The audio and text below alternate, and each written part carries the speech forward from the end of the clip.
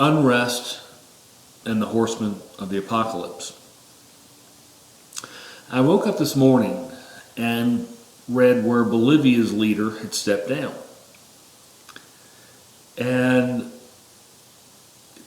realized a leader resigning is an extremely rare act. I mean, in the United States, we've had Richard Nixon resign, and that was it. Resignation is not normal. Now, a coup d'etat may happen, or a coup may happen if you are in a smaller country, a third world nation where a larger nation is trying to destabilize you and they will finance a coup. And that happens. And we tried, our United States tried to do that with Venezuela just this year, and force a coup on them. But I wanted to show you how many leaders have resigned just this year, because it's astronomical. Because again, remember, why do something like that? You can just wait a little bit, and an election will take care of it. A resignation is rare.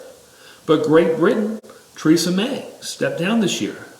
Italy, Giuseppe Conte. Peru, Bolivia just happened, Morales, last night. Lebanon last week with Hariri. Algeria, Bouteflika. Kazakhstan, Nazarbayev. Finland, Sipila. India, Gandhi. Croatia, almost the entire government of Croatia has resigned just this year. In 2017, in November, we had Zimbabwe resignation in South Africa. 2018 was Zuma. As you can see, 2019 is just chock full of resignations. And that's before we get to the ones where a resignation is basically in the works, just waiting to happen, like Chile, where they are in massive protest. They started burning police officers with Molotov cocktails, which they did the same thing in Turkey this year as well. They didn't burn them, they are trying to. Ecuador, massive protest. Haiti, massive protest. Brazil, again, their president just got out of prison and they're looking to, lose the current one. Argentina, massive protest. Hong Kong is part of China, but Hong Kong retains independence, and they even have their own monetary supply.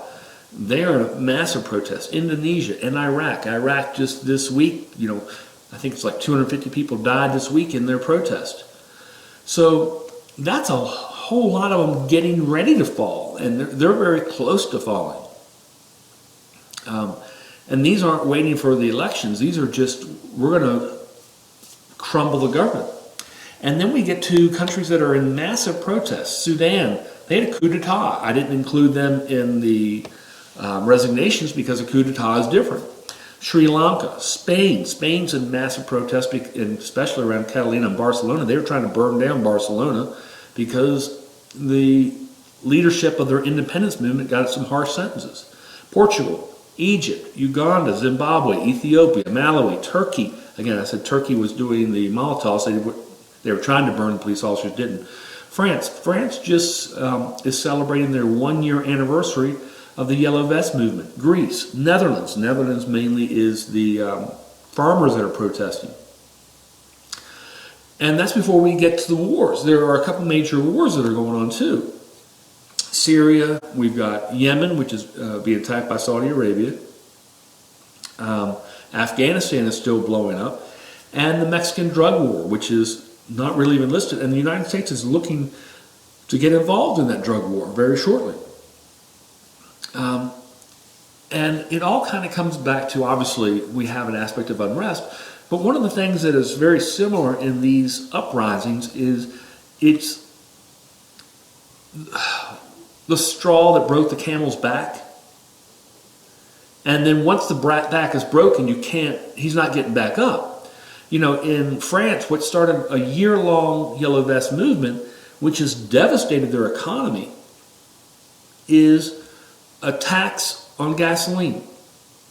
And they said, well, the leadership said, well, you can just ride a bike to work, which was fine if you lived in Paris or some other major metropolitan area where you're close to work.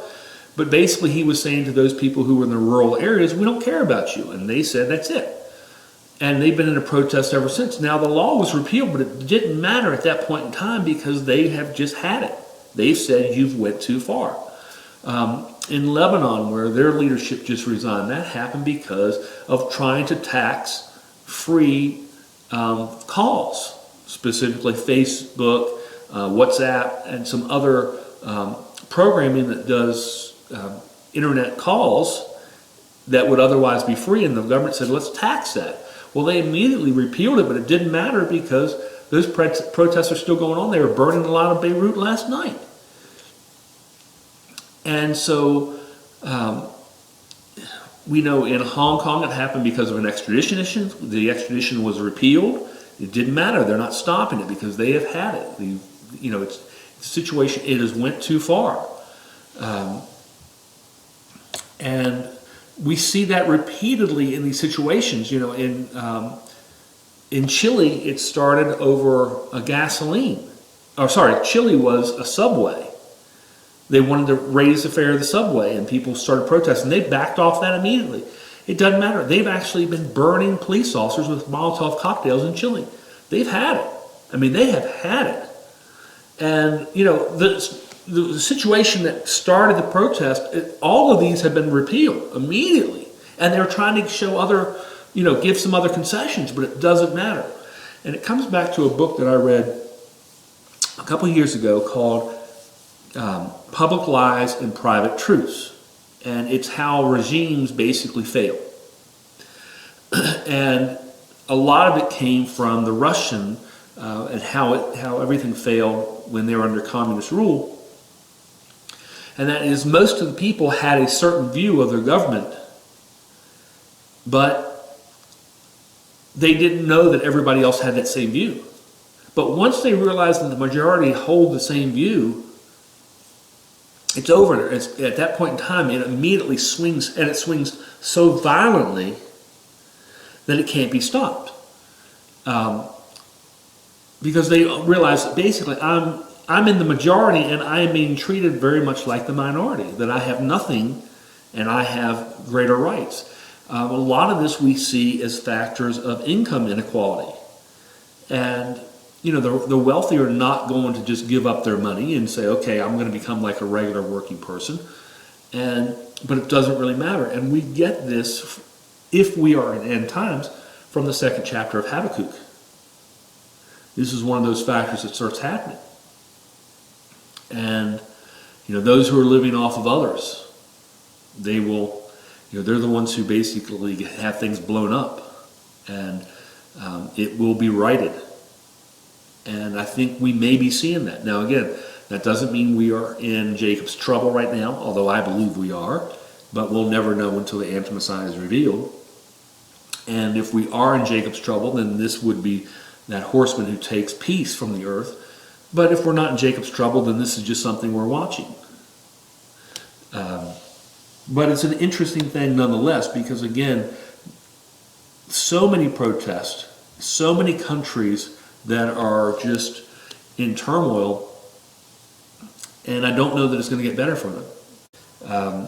So there's a lot of unrest, and that's before we even look at the fact, I've got a lot of friends in Canada, and of course, they just had the election, and things are messed up there. In the United States, we're watching a coup go on in our government right now. The people aren't really involved, but our government is at war with the government.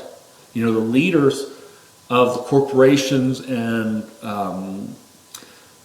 the radical rich, tremendous wealth, which are the ones who are running the show. People don't run anything in the United States. They're upset with the leadership involved because they paid for the election and they didn't win, and they've lost their mind.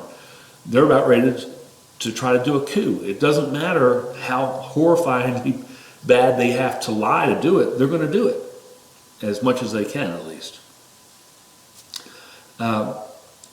Which brings out one of the old statements, so many in our faith are very much, they still have some political leanings. And my statement on politics is, one, not one of them represents me. Not one of them is in faith. Not one of them follows Torah and follows the Messiah. So they're all just evil people. And so when I hear somebody say, well, this side is bad, and this obviously by a process of analysis, the other side is good. No, politics is like the voter, standing between an alligator who's going to eat you and a lion is going to eat you, and you trying to decide which one is going to eat you. You know, both of them have one goal, and that is to kill you and eat you. Both of them, they're going to split you open and eat you pretty much while you're alive. And the alligator is going to probably try to drown you while doing it. So you could say, oh, wow, he's more evil than the lion. Well, the lion's going to kill you just as well. And, he's eating you while you're alive. It's not a good situation. And that's politics. There's not one of those politicians, those high-level politicians, who, anyway, what I would say, even an adequate person. They've sold out everything to get to the position they're in. So,